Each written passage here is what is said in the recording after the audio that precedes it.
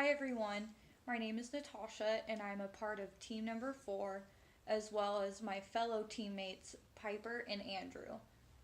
Today we'd like to discuss topic number 4. Ethics influences the use of confidential information and the protection of that information by an organization for their clients, patients, customers, and students. So, considering that there are countless articles and case studies among us regarding Facebook and social media in general, we'd like to talk about a few that we found and just the overall idea of how the website tends to share users' data frequently. The trend seems to be that Facebook's data scandal is truly evolving.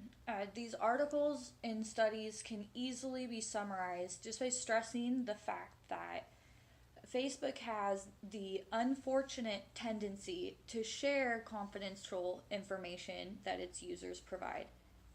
So, for instance, the Cambridge Analytica scandal, it's one that actually involved personal information of up to 87 million Facebook users just in the hopes of influencing voters. So, however, on the contrary, it seems that after the Cambridge Analytica scandal went viral, it was so significant that Facebook and social media companies in general reconsidered their ethical standards. So there's one article in particular, it was published April of this year.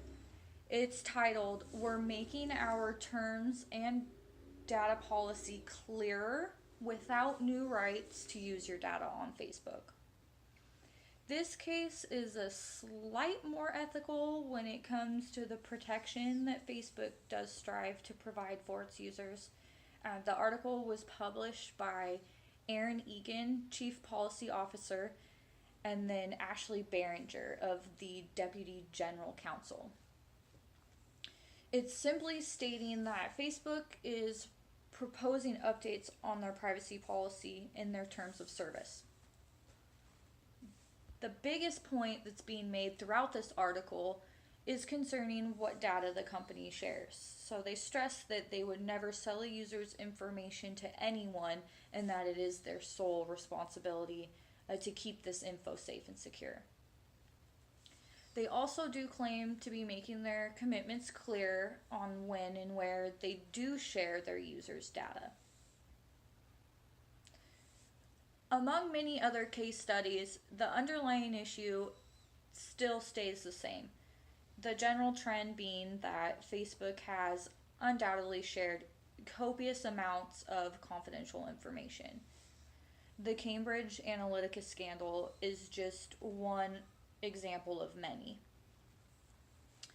Piper, I'd now like to hand it over to you to discuss some of the negative consequences regarding these actions. Hey everyone, my name is Piper, and I'm discussing the negative consequences of Facebook's recent data scandals. It all begins with the fact that Facebook failed to protect sensitive data from being obtained by Cambridge Analytica. Sure, people make the choice every day whether or not they go onto Facebook, but no one ever told us that every move we make on Facebook is actually tracked. Legitimate data, individualized by each person, is collected on a daily basis. The collection of data began in 2014.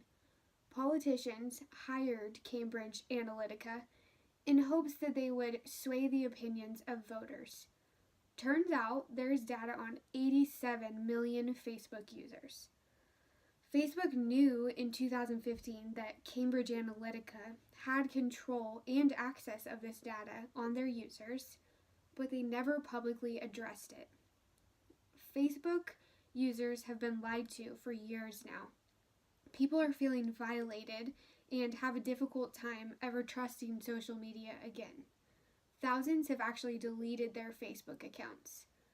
People may believe that their data is being deleted along with their Facebook app or account, but it's actually not. Once it's collected, it can't be removed, which is an even scarier thought. Not only does this issue make Facebook and social media in general look bad, but it also instills a fear within individuals that their secure information could potentially be taken. When personal data is collected from a Facebook profile, there is a much bigger chance that hackers, fraudulent people, and criminals could possibly steal banking information, social security numbers, identities, and many more forms of classified information.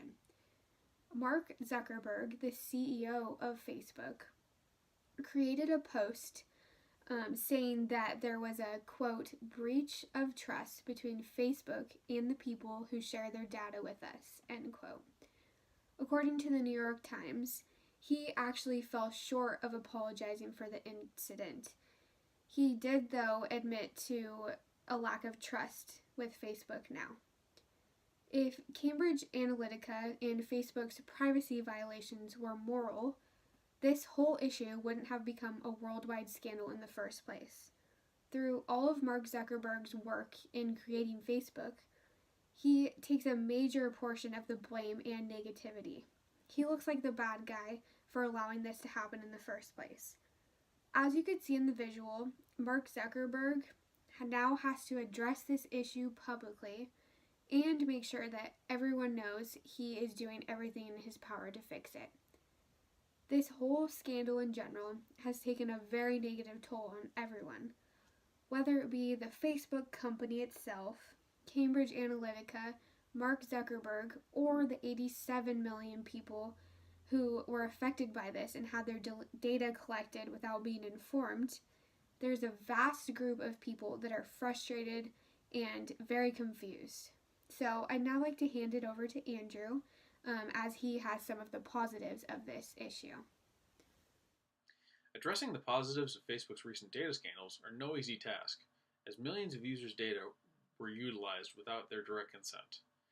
Most of the improvements toward user security have come in the wake of the Cambridge Analytica scandal, with Facebook cracking down on fake accounts, being more selective about the news it reports, and tightening its protection of users' information.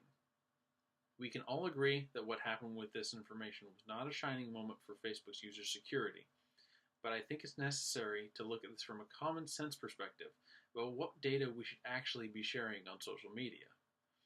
The Cambridge Analytica scandal involved the targeting of certain demographics and interests, but the entire source of the information was based on a legitimate, relatively open source, its users' pages. The targeting of demographics is nothing new in this country. It is what our entire television advertising industry is built on. Social media advertising is the improved evolution of its predecessor, aimed at a market glued to their smartphones. According to a marketing resource, 93% of marketers use Facebook advertising regularly, which translates to about 3 million businesses that use Facebook to market their business. Furthermore, 70% of these businesses are outside the US. To give you a better idea of what that equates to income-wise, in Q1 of 2017 alone, Facebook collected $7.8 billion in only advertising revenue. This was up from 2016's Q1 total of $5.2 billion. These striking figures only illustrate the focus being placed on targeted advertising in today's marketing industry, which in some way coincides with the way Cambridge Analytica used this same information for politically charged leverage.